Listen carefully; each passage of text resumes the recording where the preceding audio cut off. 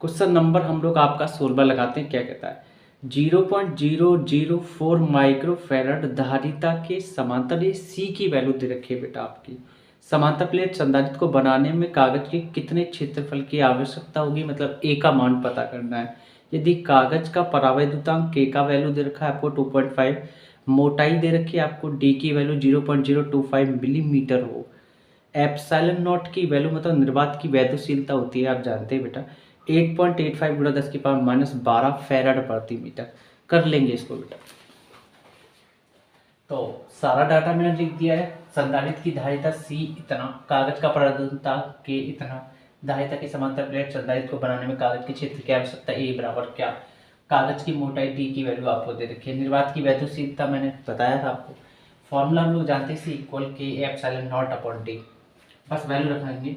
तो सबसे पहले ए का मान निकालना, तो ये बाहर में गुणा में चला जाएगा, सब उधर ले जाएंगे, मतलब सी गुणा डी और के एप्सिलॉन नॉट इक्वल उधर बचेगा आपका ए, ए इधर लिखो चाहे उधर लिखो, बात एक ही है।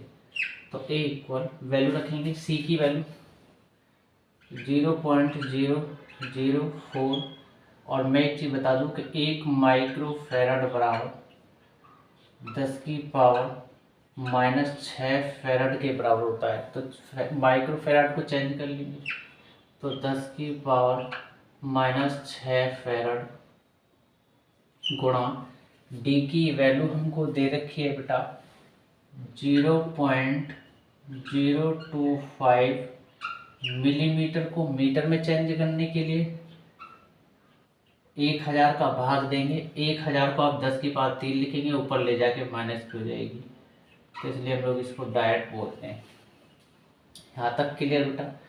के की वैल्यू आते हैं आप, के की वैल्यू 2.5 है आपके पास, 2.5 गुणा एप्सिलॉन नॉट की वैल्यू है हमारे पास 8.85, 8.85 10⁻⁻12 फैरड प्रति मीटर,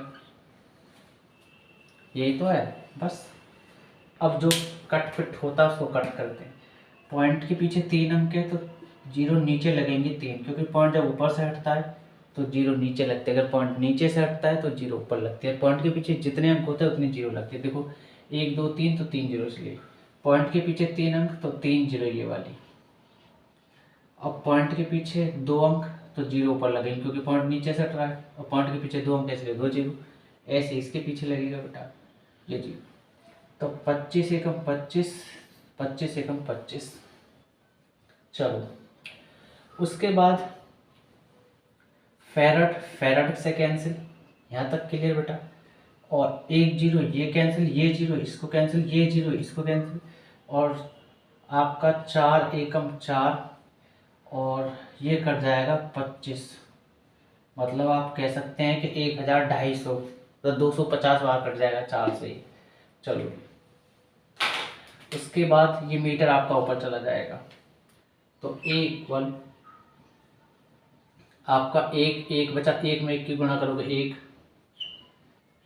और 885 में 250 की गुणा करोगे तो 221, 250 आ जाएगा आपका, और 10⁻⁻6, -3 माइनस माइनस जुड़ते हैं, चिन्ह माइनस आता है तो इसलिए माइनस की 9 पावर हो जाएगी, और ये आपका मीटर, ये मीटर और ऊपर चला जाएगा तो आपका मीटर का स्क्वायर हो जाएगा।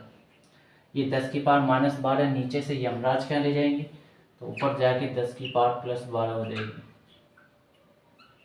चलो जी, जब आप भाग दोगे एक में 200 की 250 की तो आपका 0.0000045 आ जाएगा, क्लियर।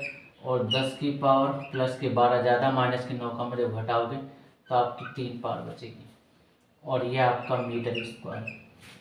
उसके बाद ए इक्वल, इस पॉइंट को 4 और 5 के बीच में लेकर आए हैं, उल्टे हाथ से सीधे हाथ की तरफ लेकर के जा रहे हैं बेटा, तो आप जानते हैं कि माइनस में पावर बनी। ये पॉइंट जितने अंक होता है LHS से RHS, औरंगाबाद से बुलंदशहर की तरफ जा रहे हैं बेटा, तो 1 2 3 4 5 6, तो आप कह सकते हैं 4.5 गुणा 10⁻⁻6, और ये प्लस की 3, मीटर स्क्वायर। तो ए इक्वल आप कह सकते हैं कि 4.5 माइनस की 6 पावर ज़्यादा है, प्लस की 3 कम है। जब घटाओगे तो माइनस की 3 पावर बचेगी, और ये आपका मीटर स्क्वायर है। यही आंसर है। अगर आपको मेरा पढ़ाया हुआ समझ में आता है तो बेटा आप लाइक करें, सब्सक्राइब करें, और ज़्यादा से ज़्यादा मेरी वीडियो को अपने दोस्तों तक, बड़े बहन भाई जो भी हैं उनको बताएं इस चैनल के बारे में, और उनसे बोले कि उनको भी बताएं। ऐसे ही आगे बढ़ते रहेंगे तो प्रोसेस होता रहेगा बेटा। तो हम लोग नेक्स्ट पार्ट में मिलते हैं आपसे।